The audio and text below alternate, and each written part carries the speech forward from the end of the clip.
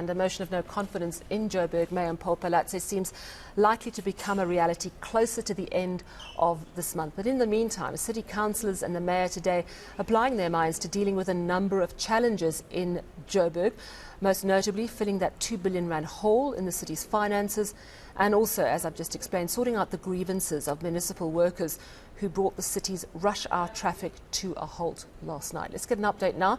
I'm joined by Leah Knott, MMC for Joburg Corporate Services. Thank you so much for joining us. So we're going to deal with some in a moment, but I want to start by talking about today's council meeting.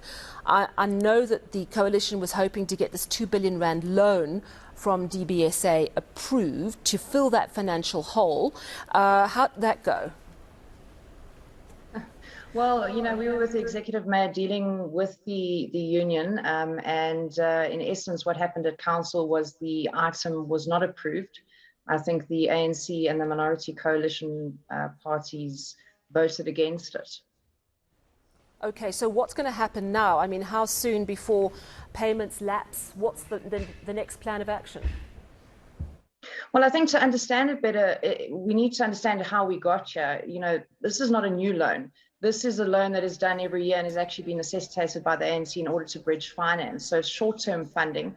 It's approved within the city's budget year on year. And if we go back to the COVID period under the ANC, they had a big issue with repaying external loans and et cetera. So up until 2 weeks ago, when the executive had basically been usurped and Councillor Moreau was in office, this report had been signed by Councillor Margaret Arnold when she had assumed the role of Minister of Finance, and they had tabled it in programming on the 19th of October.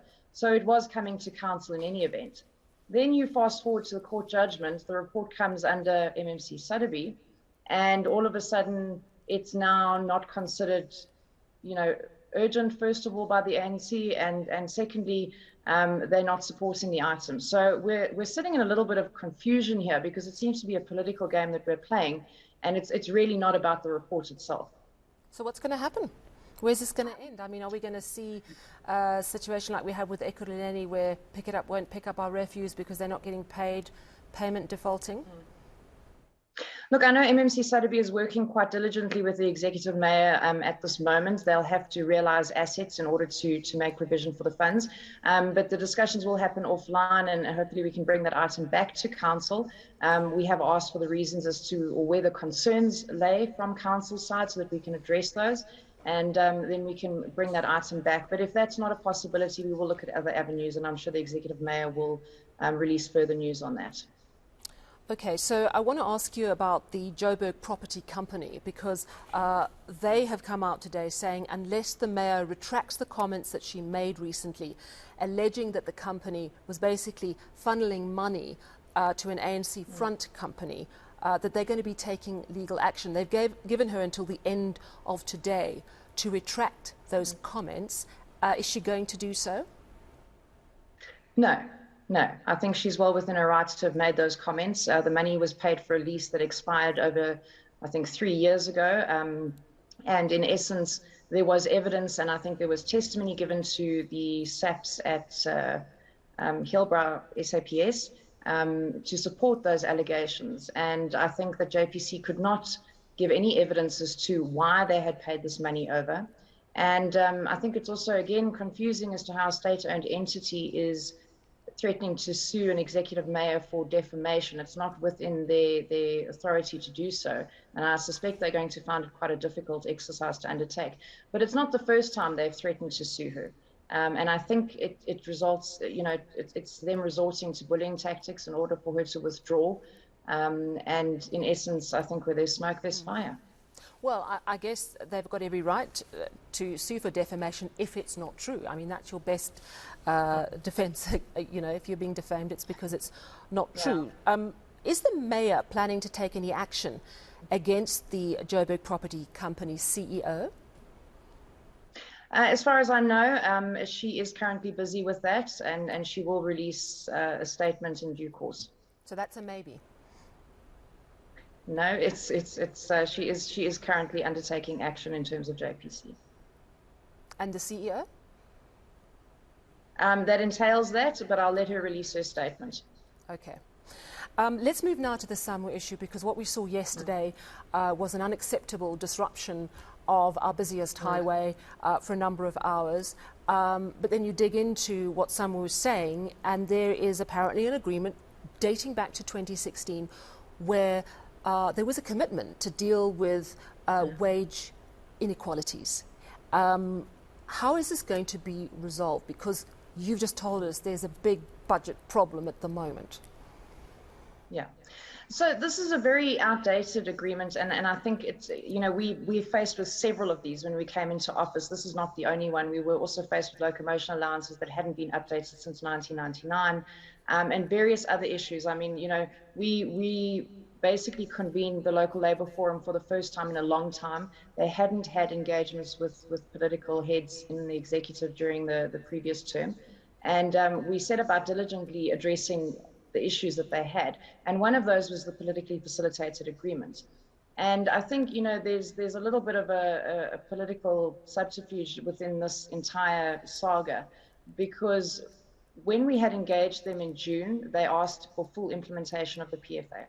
And then we met with them again at the beginning of August and presented a sort of, idea of how this would look, because what had happened is they had started implementing the PFA previously, but it kind of had fallen to the wayside.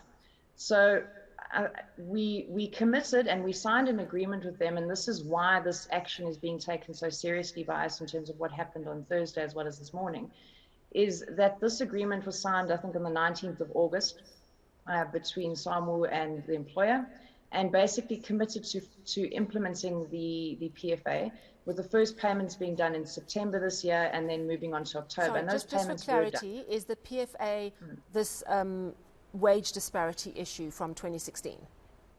Yes, absolutely. So yeah, it is to address the disparity between wages. So you're absolutely committed to paying it back and to sorting out the wage disparity. How soon before everything is paid? Because earlier today we heard that there's a phased approach. You've managed to pay some people but not everyone. When is everyone going to be paid by? So in essence, the agreement was with the first payments to start in September. As I said, that did happen, and it would be phased in. I know the city manager is engaging with SAMWU at the moment as well in terms of further funding. We did at the very beginning, and even in that agreement that we signed in August, we were very clear with them that there are obviously budget constraints. These were not created by us, but in essence they exist. And because there are so many outstanding matters, we've got to prioritize and we've got to look at budgeting for them. So we're doing them in small increments, and as the budget becomes available, we then implement it from there. So during our adjustment budget phase, which will happen at the beginning of January, possibly maybe early February, but it's usually in January, we relook at the budget again and we move money around, and then in our new budget cycle, which happens in May. And this was agreed to by the unions, and they agreed that Okay, so when are you hoping to finalize the payment? Sorry, I'm just running out of time. No problem. So it's quite extensive. I think the A and B levels equated to, plus your C and D levels, and C and D are what we are implementing now, equates to, about 450 million rand. So it's quite an extensive amount of money that needs to be allocated. And the agreement entailed us having, discussions about the implementation, but we were quite clear with the fact that during September we would start implementing C, and during October we would start implementing levels D. So A and B were the ones that we did not have any commitments on. I think those had been 90% of the way done. So in essence, we were implementing between these 2 months and hoping to kind of finalize by the time our next budget came around. Which is when? The next budget cycle would happen in May, yes. May next year. Okay. All right. Very quickly, because I want to give SAMWU a chance, but one of the unhappinesses and the final straw from what we heard is that the mayor apparently the city manager met with SAMWU, I think it was yesterday, and they said no. The city manager said only the mayor can deal with this. The mayor will be with you in 30 minutes. 3 hours later, the mayor wasn't there. Can you tell us what happened there? No, well, I'm unaware of that commitment. What had happened yesterday is what the city manager gave them permission to have a general meeting to explain the PFA to the employees, and they were granted 2 hours yesterday morning. Somehow that permission to have a meeting was turned into an unprotected strike, and they showed up at Metro Centre, where they proceeded to basically abduct the acting city manager. We spent most of the day trying to extricate him, and eventually we managed to do that from the M1 highway late yesterday evening. There was, as far as I'm aware, no commitments from the side of the executive mayor to now send herself into the same situation. But she did commit to engage with them, and we have been trying since yesterday to get them to agree to sit down with their leadership and work out what exactly their issues were, because they did not engage us on what these issues were before they went to go and protest. As far as we were aware, they were engaging their members on the discussions and outcomes that they've been having with the employer on the PFA. Leah Knott, MMC for Joburg Corporate Services, thank you very much for chatting to us this evening.